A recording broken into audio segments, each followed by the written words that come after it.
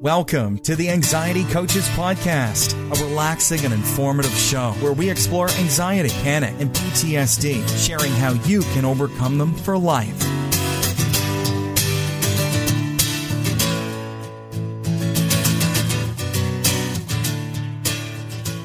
Aloha! Welcome back to the Anxiety Coaches Podcast.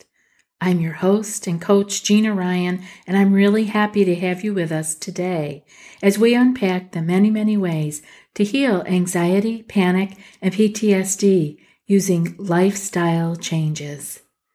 Today's show is going to be about your stomach and your anxiety. We're going to look at stomach issues such as indigestion, IBS, colitis, and all of those gut growls. Please stay tuned.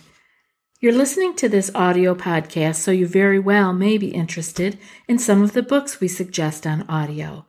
For the listeners of Anxiety Coaches Podcast, Audible is offering a free audiobook download along with a free 30-day trial to give you the opportunity to check out their service. This is a fabulous opportunity to download something like Claire Weeks's Help and Hope for Your Nerves. I know I mention that one a lot because it's really important to listen to. You can grab that today for free over at anxietycoachespodcast.com/audible trial and grab your free audiobook. That's anxietycoachespodcast.com/audible trial. The link will also be in the show notes and on the website. So let's get into today's show, stomach issues, anxiety, and your stomach. Our bellies really take quite a bit of a beating when it comes to stress and anxiety. Everything shuts down in the gut when we go into fight, flight, or freeze mode. And so we want to be really aware of what's going on and why it's happening, so that we can heal this in a very productive way, not just masking the symptoms and the discomfort of the stomach issues, but actually taking care of it at its source, which is our stress. We can feel anxious when you're not regular and you need to actually use the bathroom both of those times, like if you are traveling and you are worried about finding a bathroom, or if you have been constipated because you've been traveling and the food and water are different and your stress levels are different, you can be anxious actually about the restroom, about finding a bathroom. So this is one of the places where we can nip it in the bud a little bit. Because when we get nervous and stressed, we set off our danger signals, our alarm signals, and that sends out our hormonal cascade, which we all know sends adrenaline along with it, and it keeps us in that fear loop. It keeps us in fight, flight, or freeze mode, and then we have more of those hormones being released, and we stay in that cycle. We talk about this all the time, but it's important to remember because we can shut some of that down with our thinking, with where our thoughts are going, and by harnessing them a little bit. And so my point about the bathroom was that you can relax about it because usually you can find one on time, but we get ramped up. Like this world, it is pretty easy to find somewhere to go. And so I want you to just relax that piece of it. That's one little place, whether you're in an airport or you're driving on the highway, you can make a pit stop should you need to. So don't panic about it. Don't feed that wolf anymore. Don't give any more food to the wolf of fear. Let's just say, I'll find one as soon as I can. It's a place where we can interrupt the fear cycle. So let's use it just in that one little place would be really helpful. So what is it that's going on though, that when we get stressed that we are going to really need to find a bathroom? What happens that we get these like IBS symptoms or colitis, where you have to run to the bathroom, and you will find one, believe me. So you can relax that a little bit, but that you are feeling more stressed and more gurgling in the belly. You may even have indigestion. So that's all happening because you have shut down your gut. You've shut it down because of the stress. And along with the stress comes a natural response. Your body, your mind and your body are working very hard to keep you alive and to keep you on the path of survival. And so it's saying, there's danger signals coming in from the mind. And so we're shutting down the gut so you can run like the dickens and get away from whatever that danger is, or that you can fight it.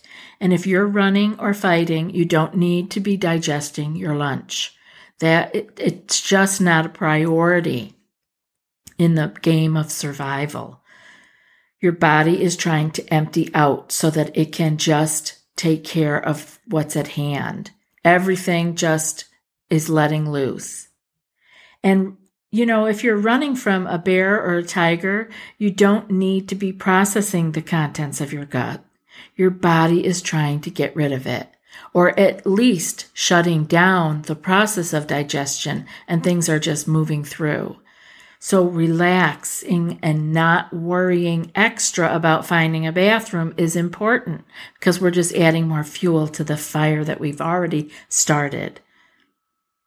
This stress can come from all kinds of things, like I mentioned earlier, travel or being in different environments, family, work, relationships, health, all kinds of things. We can get worked up and be in a fight or flight mode, and we really don't have anything to fight or run from, but our body is reacting in that way just the same, because the digestion shuts down when we're triggered into our anxiety panic. It leaves us then with too much acid in the stomach because we weren't working on the digestion. You're not going to digest your lunch, so the lunch leaves. The acid is still in the belly. And what is it doing? It is horribly irritating. And it's not that you have too much acid, which is really what some of the medications are pointing to, that you need to reduce the acid. No, it could be that it's not that you have too much acid. It's that digestion and the completing of the process is shut down, leaving extra acid laying around, and it's irritating. You don't need to reduce your acid. You actually need that acid. You need a good amount of acid to digest your food. And if we don't have that, we have other problems. So it isn't about always shutting down the acid or that you have too much acid. It is about being calm enough to digest and complete the digestion process and letting the acid do its job. So what are we going to do with this when we have this situation and we know we suffer from things like indigestion, GERD, IBS, colitis? I've known people who have had ulcerative colitis, really long-term colitis. That's when it's getting to be really rough, and have not only reduced that, but eliminated it by getting rid of their stress response, the danger, the anxiety response.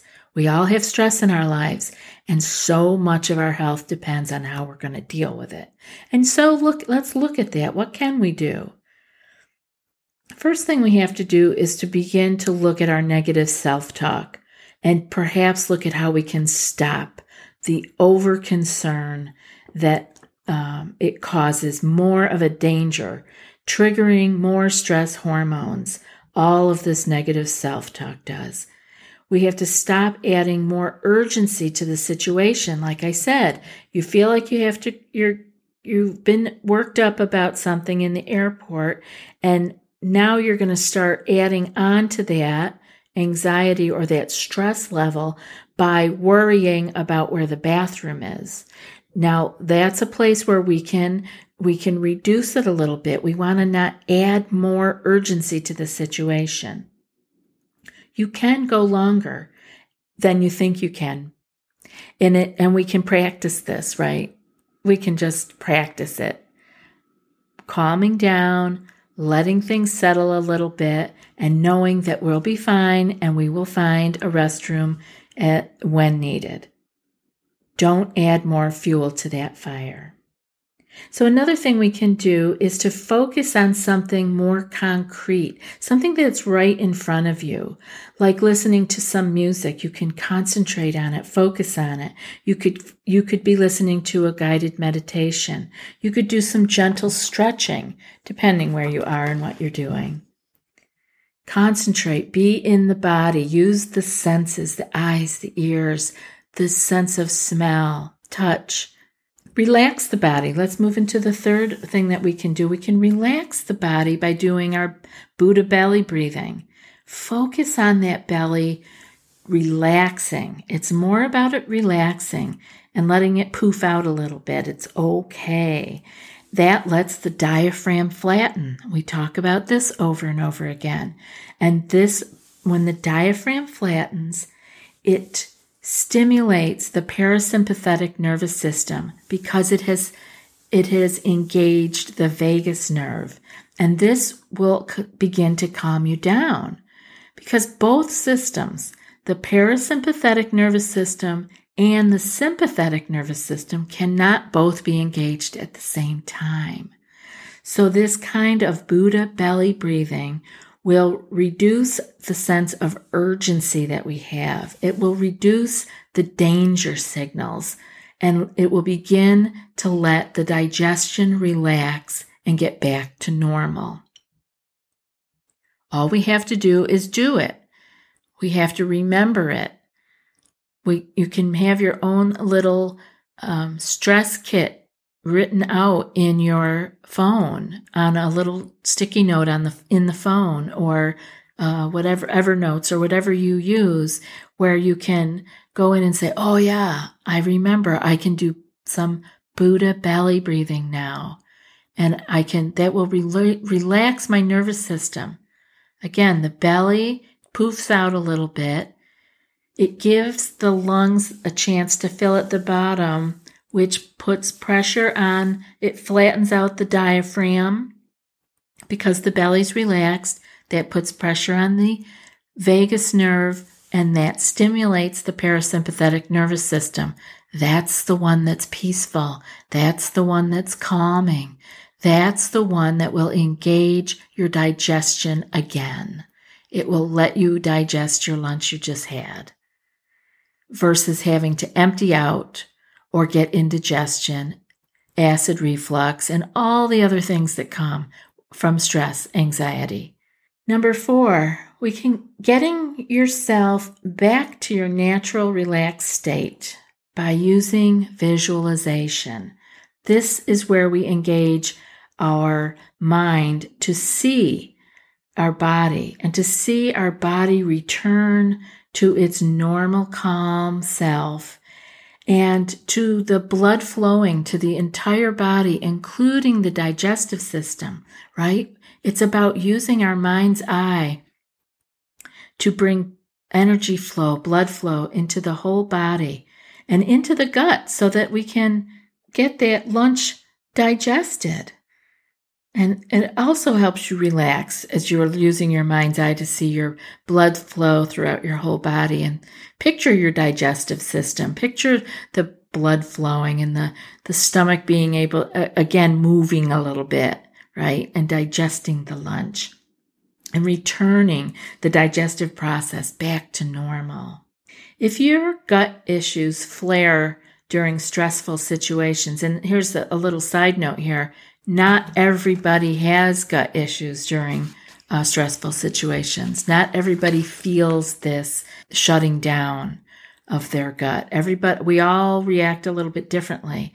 But if you have this, and it's extremely common, so if your gut issues flare during a stressful situation, or even if they're not what seems like ever present and it doesn't happen all the time, these 4 steps are an awesome way to recover much more quickly and easily.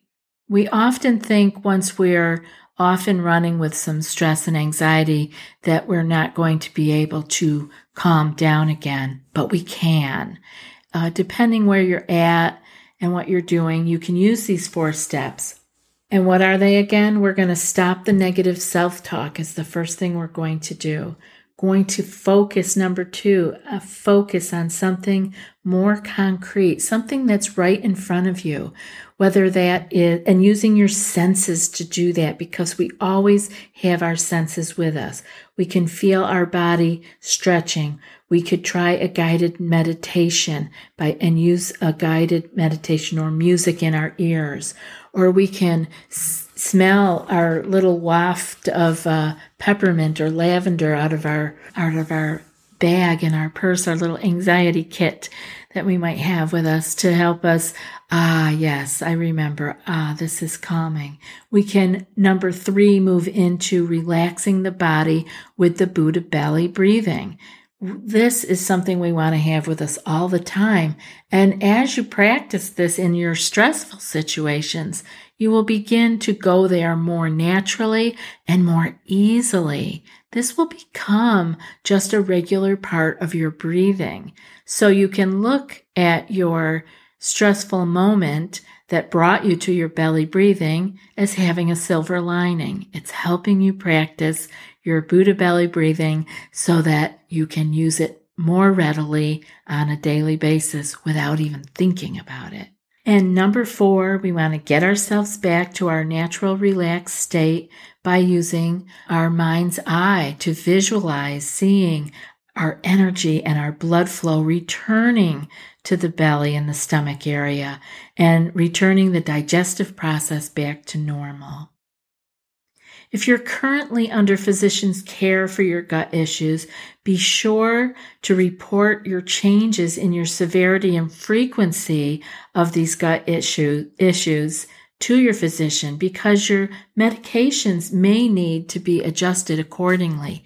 Yes, it can act that well, that you can calm your own gut down enough that you may not be needing the medications that you were using for your IBS or for your acid reflux.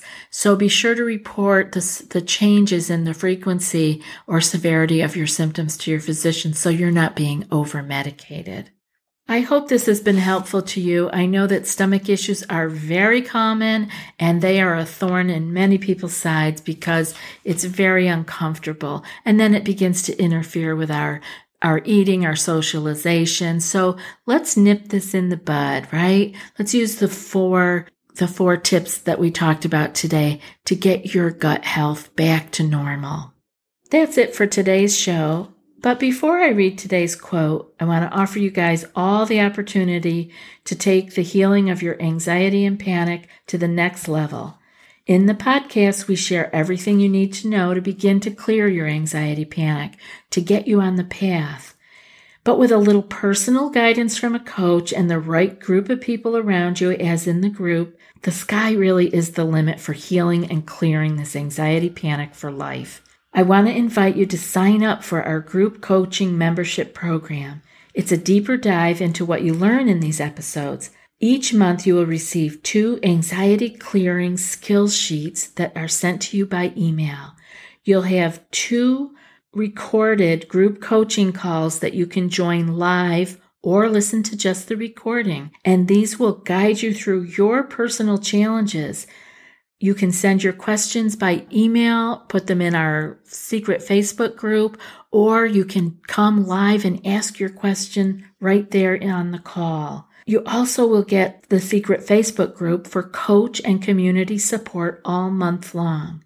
You can come in and stay for 1 month, or you can stay forever. This is a great way for you to get healing and coaching for yourself and to share your own expertise, the things that have worked for you, to give back and to be there for other people that are just a few steps behind you. So if you're serious about clearing your anxiety panic, go to the anxietycoachespodcast.com/group-coaching and join today. I would love to see you in the group. And now for today's quote. Pain is hard to bear, but with patience, day by day, even this shall pass away. That's from Theodore Tilton. I'll be back in a few more days with another podcast, but until then, be well and aloha. Thanks so much for joining us for today's episode of the Anxiety Coaches Podcast. Find more information at theanxietycoachespodcast.com.